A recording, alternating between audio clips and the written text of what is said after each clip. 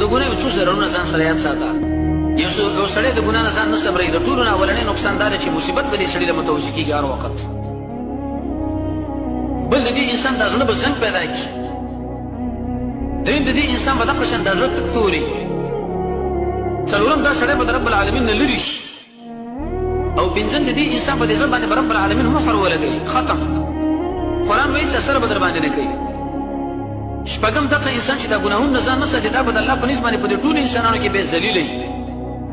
او اووم عجیبه نقصان دا ده، نیک نوم به د الله ورکړي. په جامعه کې د نیک نوم ګټلی دی، خو چې ګناهونو له وړاندې شوې ستا هغه نیک نوم به هېڅ رب العالمین ورکړي. اتم د دې سره نقصان د برکتونو راځي. نهم نقصان د ګناهونو دا دی چې انسان له قحط متوجه کېږي. او لسم د انسان له علم لرې کېږي. علم سلف کې یو سړی پردی زنانه له کاته وی استاد ورته وی ستاله مقدن بچو سبب پوي شي. وی زه ډېر خجل شو، بیرته خپل کتاب له توجه وکړه. په کدا چې کله فارغ شوم وړ مو د ورسره هغه تصور ما بل دماغ باندې راغی چې سبای راځي کېدم به زما دماغونه ټول علم الله عز وجل اخسته. زمونږ الله خو ډېر قوي ذات دی، هغه خو زمونږ پروا نه لري. من بده شي نو کوم من غوونو بس دا کار کیږي، کوم نو دا کار نه کیږي. نه، من نو د دین کار روانو، من یو د دین کار روان دی، من بنو د دین کار رواني. ځکه دې چې موار رب العالمین دی. یو لسم د سړي د غړګ لکېږي. دولسم په دې سړي باندې الله د خوان د لعنت مسله متوجه کېږي. دیارلسم نقصان د دې سړي د رب العالمین نه لرې کېږي. او څوارلسم نقصان حدیث کې راځي، مسند احمد کې محمد رسول الله فرمایي د رزق کړۍ په دې سړي باندې راتنګېږي، معنا رزق یې ختمېږي، رزق به لرې شي. تاسو ولې دکانداران د پردو زنانو سره غلط تعلقات هم ساتي او دغه شان خبرې هم کوي، بیا به کې دا اصحاب کهف نومونه یې ښودلي. دا ولې بې پیر صاحب او ملا صاحب ماله ویلي چې په دې کې د رزق زیاتېږي، دا غلطه ده. رسول الله فرمایي صلی الله علیه وسلم چې کله دې ګناه وکړه د ګناه نقصان دا به هغه ګاګ به د الله ختم کړي، رزق به دې ګیر شي.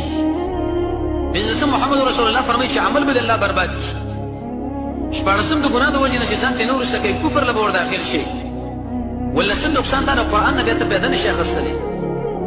امام زرکشي لیکلي په البرهان کې چې د قرآن نه د پیدو د اخیستلو دپاره تقریبا 19 اسباب دي. یو سبب پکې دا سړی به د ګناه نه ځان ساتي.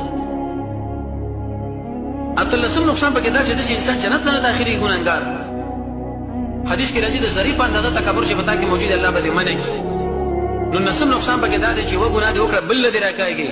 او شلم نقصان پکې دا دی چې ګناه دې وکړه او در باندې الله نعمتونه را پراخه کړه. محمد رسول الله فرمایي دا استدراج دی، ګیریږي بنا خو کې ګیر شونه یو دم به بیا ګیریږي، داسې به دې ګیر کړي. ستا د رب نیول چې در شدید هغه ډېر سخت دی، چې زموږ الله ورته سخت ویلي دی بیا دا سخت دی. چې کوم خلک یې نیولي د هغې خلکو نه تپوسونه وکړه پوښتنه.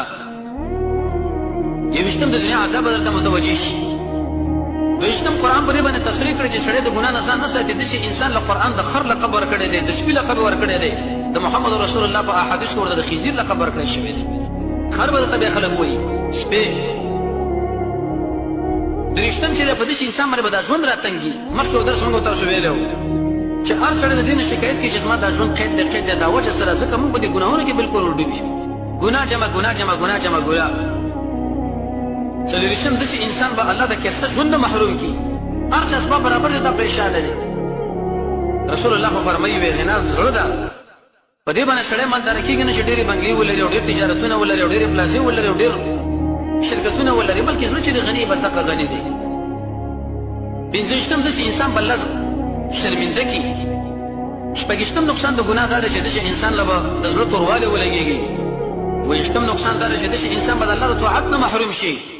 اتهیشتم نقصان دا دی چې داسې انسان به د نورو عبادتونو دا قوي ارادونه الله راوغورځوي، بیا به د اراده کمزوري شي، قوي کېږي منه. نهیشتم دا زړه د ګناهونو سره عادت شي. دېرشم نقصان دا دی چې دا د کفارو میراث ته تا ځان له واخیستو، بلکې د محمد رسول الله میراث ځان له پکار دی چې ویل قرآن او سنت. یو درشم داسې سړی به د الله په نسبت باندې سپکېږي. او دوه درشم داسې انسان به هلاکېږي. درې درشم داسې انسان له به د عمر دا برکت را کمیږي. او څلور درشم نقصان دا دی چې داسې انسان د وجې نه د ده په بچو باندې په مال باندې به مصیبت راشي. ابو هريره به ویلي رضی الله تعالی عنه وان الحبارا ليعذب في وقرها من ظلم الظالم. دا ځان زموږ د ګناهونو د وجې نه الله ګډوډوي. دا سپي حیوانات غواګانې زموږ ستاسو بچي ته به الله پې راولي دا زنانه باندې مصیبت راولي په بچو دې راولي زموږ د ګناه د وجې نه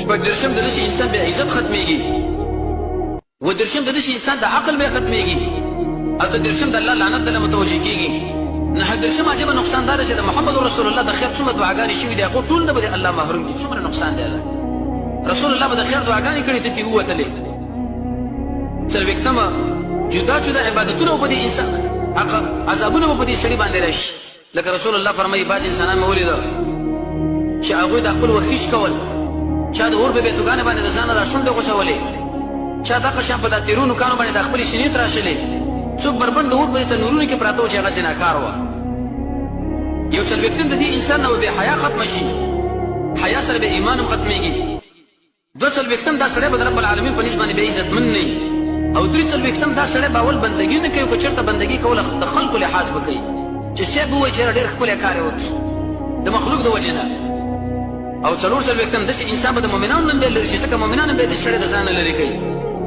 پنځه څلوېښتم دا منه جهان پریشانیانې به دې سړي له متوجه وي شپږ څلوېښتم دا چې داسې انسان به د رب العالمین نه لرې شي بې او د ابلیس په دې کنټرول او قبضه کې به راشي اووه څلوېښتم نقصان دا دی چې داسې انسان به د قرآن او سنت بصیرت ورنه الله بیا والي اته څلوېښتم دا منه د ابلیس او د هغه د ملګرو قبضه نهه څلوېښتم دا منه د ده هغه مخاورستوب به ختم شي چې خلکو له وړاندې کوي بیا دا دې را مخامخ کړي پنځوسم دا منه داسې انسان نه به نیک نوم ختم شي او یو پنځوسم دا منه چې دا سړی بیا په دې ګناهونو باندې به جرأت وکړي او دوه پنځوسم دا منه چې ابلیس به په دې انسان باندې په جرأت کړي درې پنځوس زړه به ړوند شي څلور پنځوسم نقصان د ګناه دا دی چې تا د خپلو دشمنانو سره کومک وکړې په دې کې چې راځې په ما باندې او ما ځان را لاندې کړې د ګناه د وجې نه شپږ پنځوسم دا منه چې په دې خپل خاندان باندې د ظلم وکړې په دې مور او پلار چې د ګناه د وجې نه هغه رټېږي او اووه پنځوسم نقصان دا دی چې د انسان نه مرتبه اخیستلی کېږي